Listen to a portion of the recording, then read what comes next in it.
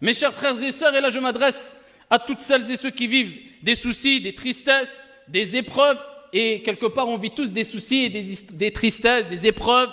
La vie est remplie d'épreuves et parfois nous nous laissons submerger par la tristesse et le découragement. Mais savons-nous vraiment comment affronter ces difficultés avec sagesse et foi? Aujourd'hui, nous allons écouter un précieux conseil qui peut transformer notre façon de voir les épreuves et nous aider à retrouver la sérénité. Écoutez attentivement et likez cette vidéo pour que ce message bénéfique touche le plus grand nombre.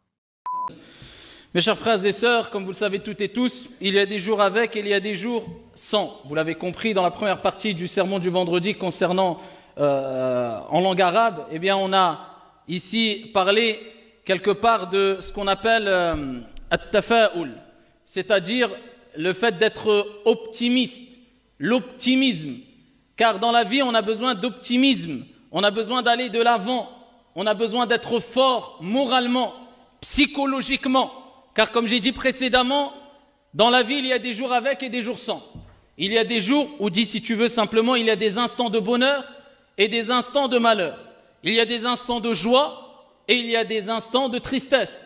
Il y a des instants où on se sent bien, épanoui, et il y a des instants où on se sent déprimé, ravagé par les soucis et les tristesses. C'est la vie.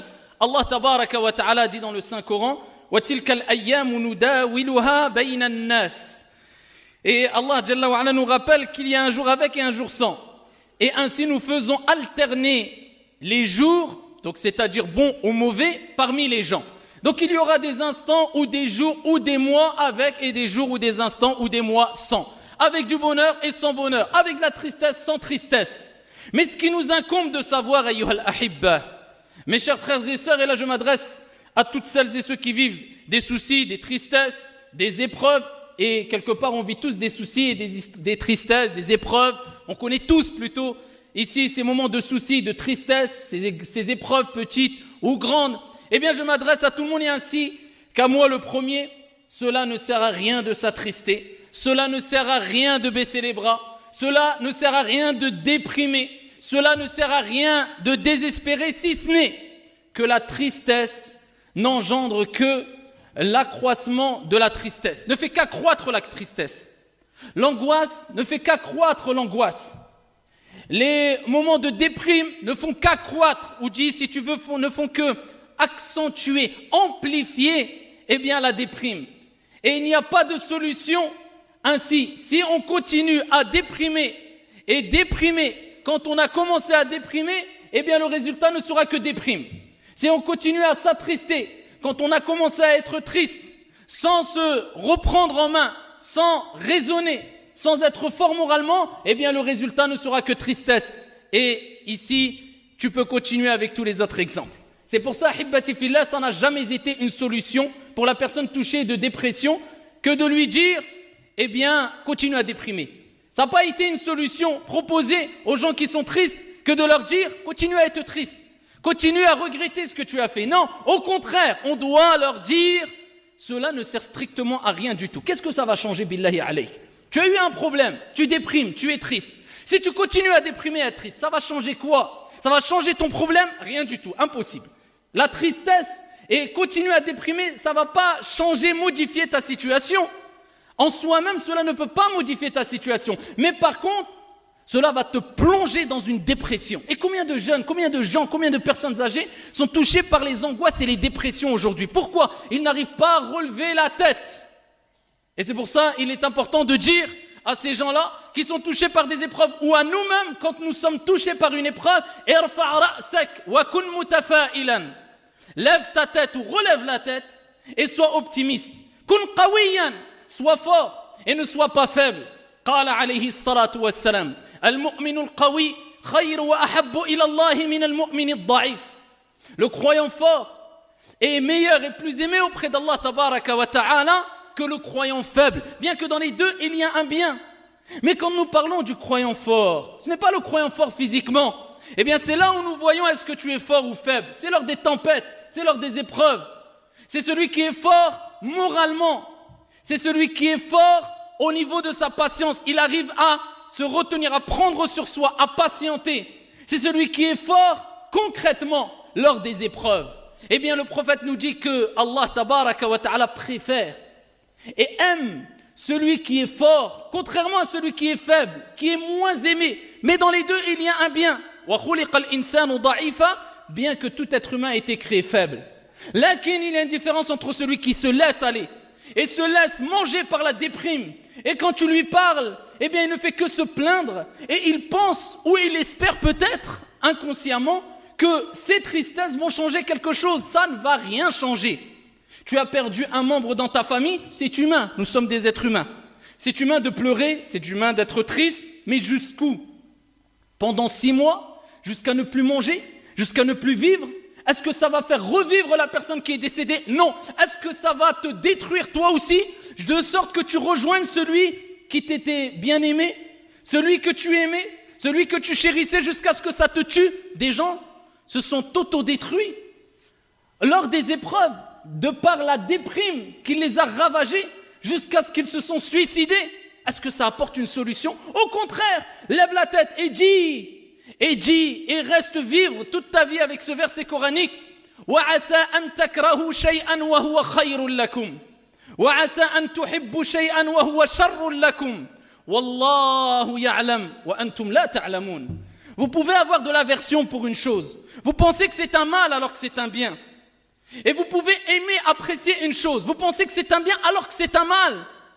Wallahu ya'lam, mais votre Seigneur sait, vous ne savez pas. Tu ne sais pas où est le bien réellement et concrètement lors de l'épreuve.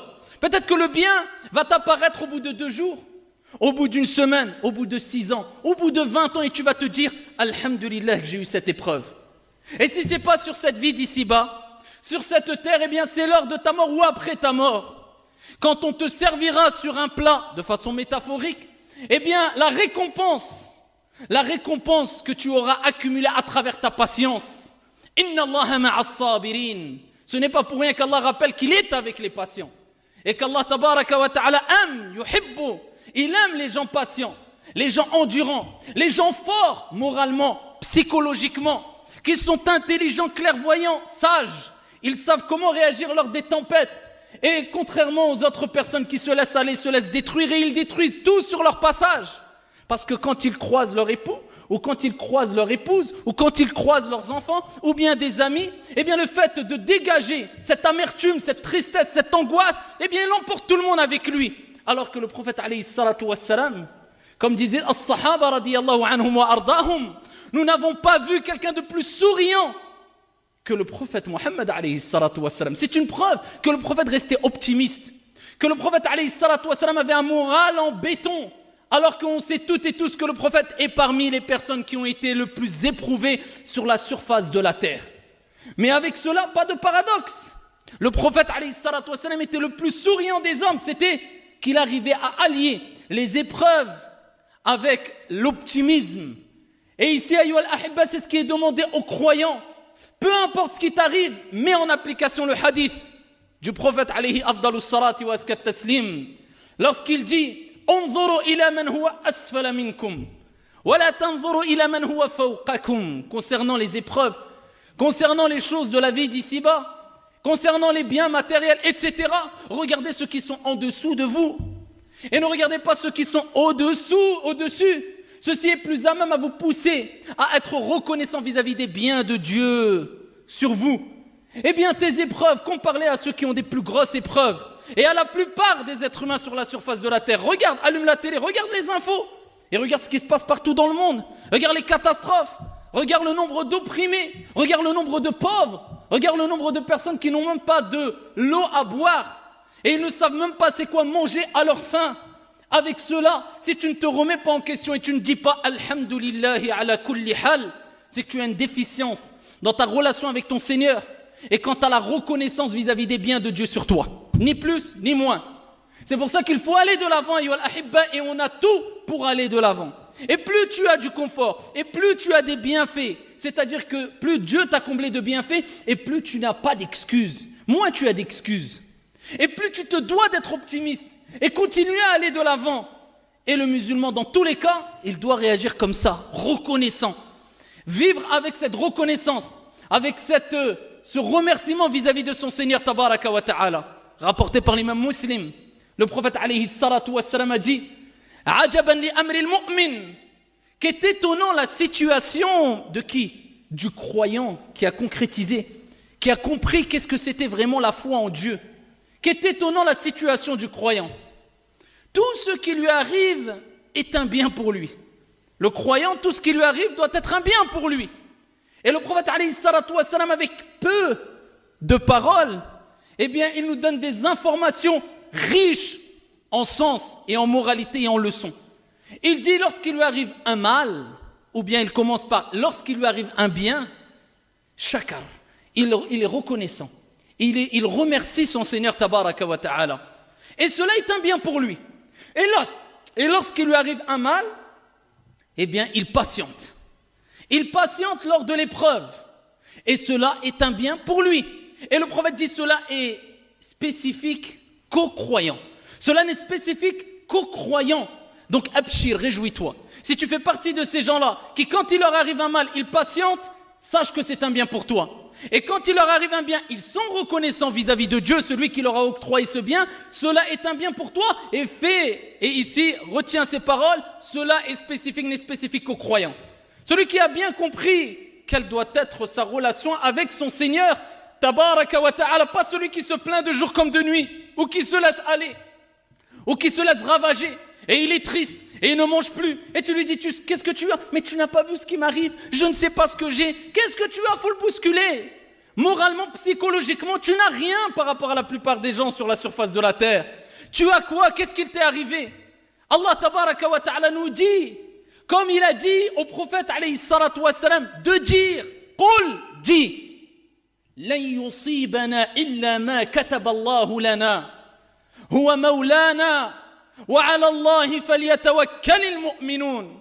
Allah tabaraka wa ta'ala dit au prophète et à nous-mêmes, on se doit de le dire, قل لن يصيبنا, rien ne peut nous atteindre. Vis avec ça dans ta tête. Rien ne peut nous atteindre si ce n'est ce que Dieu, Allah tabaraka wa ta'ala, a prescrit pour toi. Rien. Allah tabaraka wa ta'ala, avant même que tu naisses, kama ja'a fi sahih, 50 000 ans avant qu'il crée les cieux et la terre, eh bien il avait tout écrit. Qu'aujourd'hui je serai là, dans cette journée-là, en train de vous dire les paroles que je suis en train de vous dire.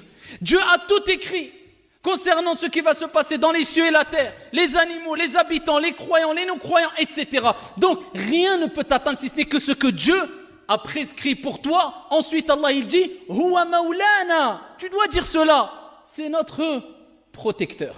Subhanah. Huwa maulana wa ala Allahi falyatawakkali. Et c'est en Allah Azza wa Jal que doivent placer les croyants leur confiance.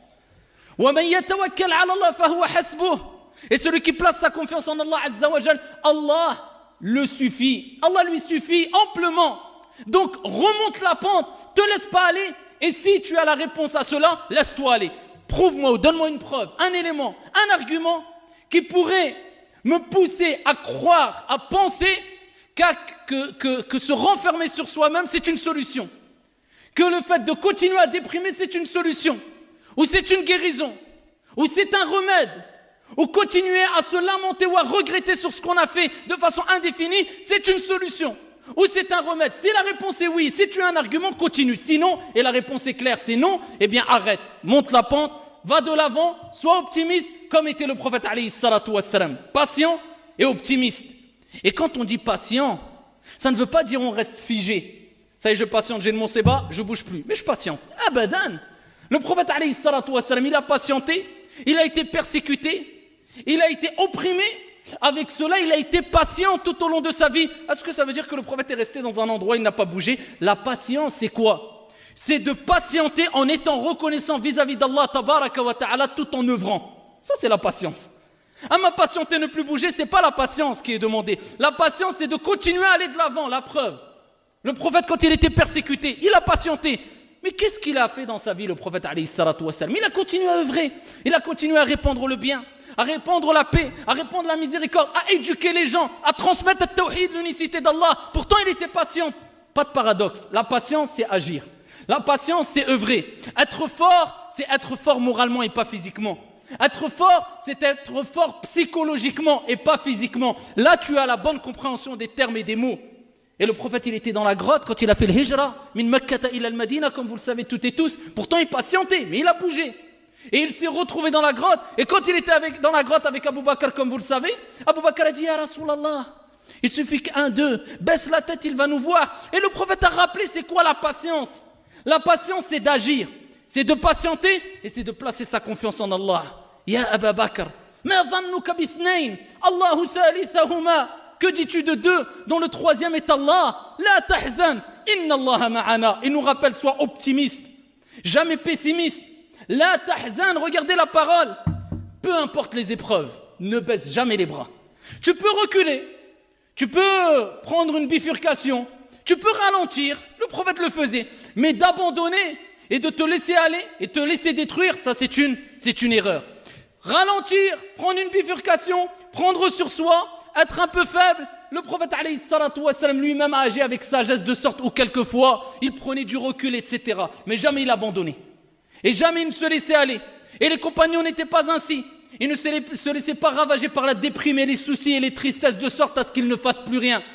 La tahzan, ne t'attriste pas. Inna Allaha ma'ana. Sachez Abdallah que ceux qui ont été le plus loin, même dans les choses mondaines, on va tirer le contexte religieux, même dans les choses de dunya, même les non-musulmans, ceux qui ont été le plus loin dans la vie d'ici-bas, concernant les choses qu'ils ont entreprises, professionnelles, entreprises, etc., ça a toujours été les gens optimistes.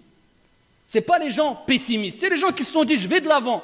Ils perdent, ils tombent, il a un genou à terre. Même s'il a un genou à terre, il se dit, j'ai un genou à terre, mais je ne suis pas KO. Et la partie, elle est encore longue. Et il se relève et il avance. Ce sont ceux-là qui réussissent. Amma celui qui, dès qu'il a une épreuve, il abandonne tout, il fait n'importe quoi, il ne sait plus comment agir, il est bouleversé, il se renferme sur lui-même, il est ravagé par les déprimes, cela n'arrive jamais, même dans les choses de dunya. Pareil pour les choses de la vie d'ici-bas, ce que tu vas entreprendre, et de même, nous disons, c'est la même chose concernant les choses religieuses. Et je terminerai avec ces paroles, sachez Abdallah, qu'il ne t'est pas demandé de porter sur ton dos cette vie d'ici-bas avec toutes les tristesses, soucis, angoisses qu'elle compose, alors qu'Allah tabaraka wa ta'ala a mis la terre sous tes pieds. Va de l'avant, sois optimiste, place ta confiance en Allah jalla wa ala, et Allah t'assistera bi'idhni rabbil ardi was sama.